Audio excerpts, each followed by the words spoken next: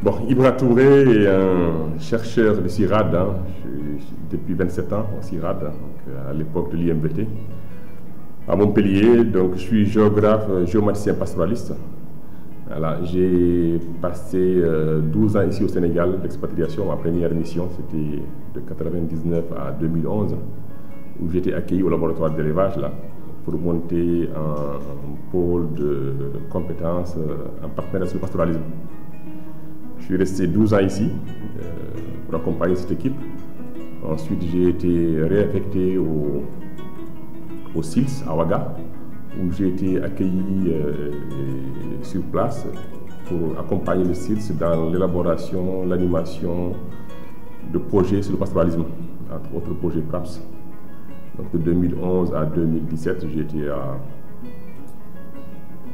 Ouaga. Ensuite, je suis reparti à Montpellier, rejoindre mon UMR après 18 ans, où j'ai continué aussi à piloter des projets régionaux au Sahel sur le pastoralisme, à exécuter pas mal de missions. Et depuis septembre l'année dernière, donc 2022, j'occupe le poste de directeur régional du CIRAD en Afrique de l'Ouest et zone sèche, et représentant de l'INRAE et de la l'Union.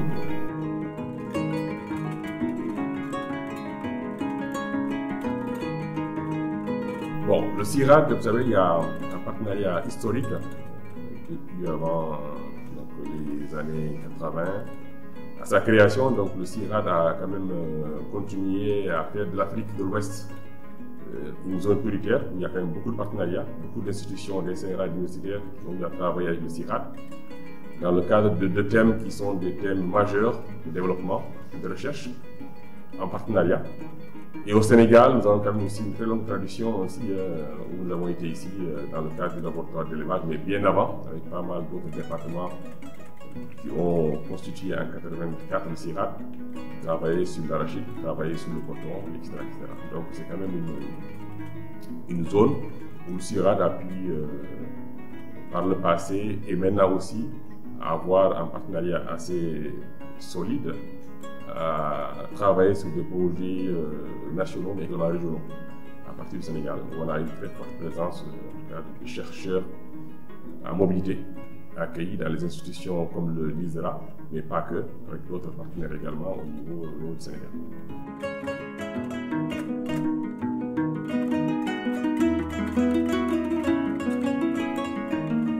Bon, comme je l'ai dit tout à l'heure, le CIRAD et l'ISRA, c'est une très longue histoire. On a cheminé différemment la création même de l'ISRA et du CIRAD à travers d'autres institutions, en tout cas, qui existaient, qui nous ont vraiment permis de bâtir un partenariat, je dirais, gagnant-gagnant sur pas mal de thèmes qu'on a développés ici, que ce soit à l'époque sur tout ce qui est lié à l'arachide, que ce soit tout ce qui est lié à l'agronomie également, de manière générale, dans le système agro-forestier également, sur l'élevage, sur tout ce qui est également lié à la santé et à la production animale. Donc, on a travaillé avec l'ISRA sur ces questions. Nous avons eu l'ISRA a eu à accueillir aussi pas mal de chercheurs de CIRAD qui étaient en affectation au Sénégal, mais qui ont duré. Pour vous dire, moi j'ai fait 12 ans à l'ISRA, d'autres ont fait 30 ans sur place. Donc c'est quelque chose qui a été bâti sur en temps long et qui permet aujourd'hui encore de revisiter ce partenariat à l'occasion de pouvoir répondre aux enjeux de recherche et développement dans la région, mais particulièrement au Sénégal. On a quand même pas mal de plateformes en commun avec l'ISRA et d'autres partenaires, soit l'IRD ou l'université, ou même quelquefois avec la société civile, nous travaillons sur pas mal d'initiatives.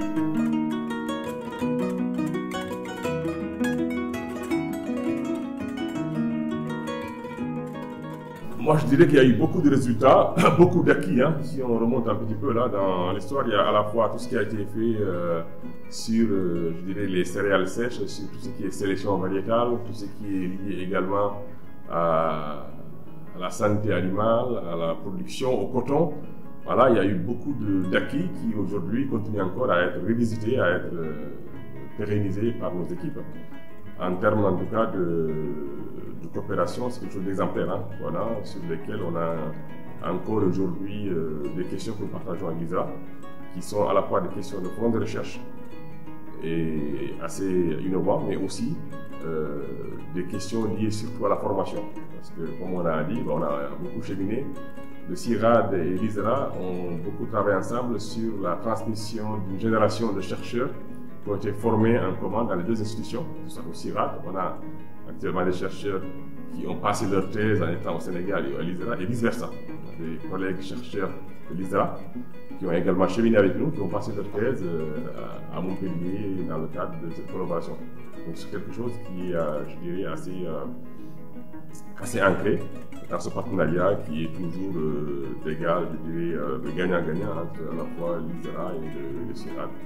Et aujourd'hui, les thèmes que nous portons sont aussi des thèmes qui sont liés aux politiques publiques au niveau du Sénégal, avec les jeunes équipes qu'on a autour de l'ISRA qui sont assez dynamiques et qui nous permettent, avec également les chercheurs que nous mettons en disposition, qui sont également ici, de travailler ensemble, main dans la main, sur des questions en tout cas qui interrogent à la fois la société civile sénégalaise, mais qui répond en partie aussi aux questions, je dirais, de tout ce qui est lié à la sécurité alimentaire, tout ce qui est lié à la résilience des systèmes agro-pastoraux.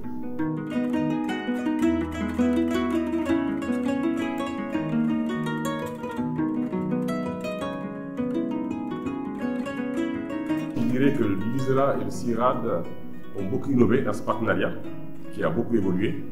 Donc, on avait des chercheurs qui étaient accueillis à l'ISRA. À un moment, on a voulu également ouvrir ce partenariat-là. Et ça a été un petit peu une des premières clés de réussite. L'ISRA et le CIRAD ont accepté en 1998 d'aller vers ce qu'on appelle à l'époque des pôles de compétences ou des pôles qui ont permis de mettre en place, comme le CERAS, vous le savez bien, avec le CORAF. Mais entre l'ISRA et le CIRAD, on a continué également à développer ce qu'on appelle les dispositifs ou les collectifs de recherche, autour à la fois d'une gouvernance co-construite d'un programme scientifique, et puis d'un système de suivi-évaluation qui est également construit à partir d'un partenariat. Et là, on a un exemple qui est aussi aujourd'hui, qui a 20 ans d'âge, hein, c'est le dispositif de recherche de formation partenariat, le PPZRS, qui a connu toute une évolution dans cette reconnaissance d'un partenariat à plusieurs institutions où nous avons pu, avec l'ISRA, l'UCAD, le CESE, cheminer sur à la fois un programme scientifique à l'époque qui n'était pas tout à fait connu ou reconnu sur le pastoralisme, qui nous a permis aujourd'hui de travailler à la fois sur des acquis, de questionner, d'avoir des sites d'observatoire sur le terrain. Et aujourd'hui, ces questions de pastoralisme au Sahel, je crois que c'est un enjeu.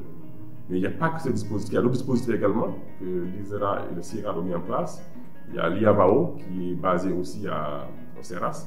L'ISRA contribue à beaucoup de nos DP, comme DIBECO 6, mais également comme des DP qui sont des DP sur la gouvernance foncière, etc., qui se mettent en ce moment en place au niveau du Sénégal et au niveau de l'Afrique de l'Ouest.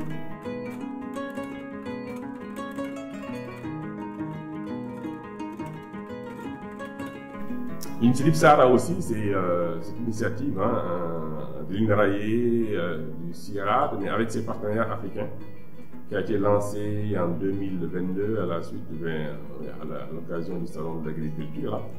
Donc cette initiative vise à accompagner les transitions agroécologiques en Afrique, en mettant en place à la fois des liens très forts entre les institutions nationales de recherche, mais les institutions également d'enseignement supérieur et quelquefois du privé autour de thèmes liés à la transition agroécologique. Donc il y a eu toute une dynamique qui a été enclenchée et l'ISRA a participé dès le départ en tant que partenaire, en tout cas privilégié au Sénégal, mais aussi au niveau de la sous-région, qui s'est engagé, à rejoindre et à participer à la définition de ce qu'on appelle les thèmes de recherche et développement que Sahara comptait mettre en œuvre. Et il y a eu l'Assemblée générale l'année dernière qui s'est passée au mois de décembre en Afrique du Sud. Hein. Et suite à cette assemblée, il y a eu la nomination du DG de l'ISRA comme aussi président d'une année à venir là, de cette Sahara. Et l'ISRA participe beaucoup aux travaux de sous-groupes thématiques Et là, je vais vous donner un exemple. Même le logo Zara a été conçu, proposé par l'ISRA. Et donc, la prochaine AG aura lieu fin janvier 2024 à Saly, donc ici au Sénégal, qui va être organisé en premier lieu par l'ISRA, donc le Sénégal, qui reçoit cette deuxième assemblée de l'initiative Zara. Donc c'est quelque chose qui commence à prendre de l'ampleur, bien sûr, avec des financements de projets, d'initiatives, en lien pas seulement qu'avec l'INRAE, mais d'autres institutions européennes de recherche. Mais au-delà, c'est de voir comment capitaliser sur l'ensemble du continent pour avoir un réseau également de recherche qui est à la fois piloté par la demande, mais qui permet également de former. Moi, je reviens un peu à cela. L'avenir aussi, c'est les jeunes. Il faudra les former, transmettre tout ce qu'on peut faire pour que, en tout cas, ces agricultures soient de plus en plus performantes et puis pourvoyeuses d'emplois dans nos villes et surtout dans nos campagnes.